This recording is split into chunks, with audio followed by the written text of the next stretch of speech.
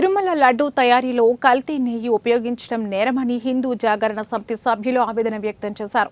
పొంగనూరు పట్టణ పురవీధుల్లో గోవిందనామ స్మరణంతో ర్యాలీ నిరసన కార్యక్రమం చేపట్టారు. ఈ దుశ్చర్యకు పాల్పడిన వ్యక్తులను వెంటనే అరెస్టు చేయాలని వారు డిమాండ్ చేశారు. మళ్లీ ఇలాంటి ఘటనలు పునరావృతం కాకుండా ప్రభుత్వం తగు చర్యలు చేపట్టాలని వారు కోరారు.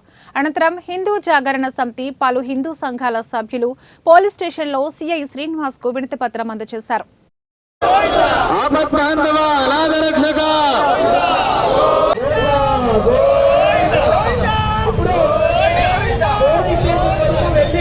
రావడము చాలా సంతోషదాయకము.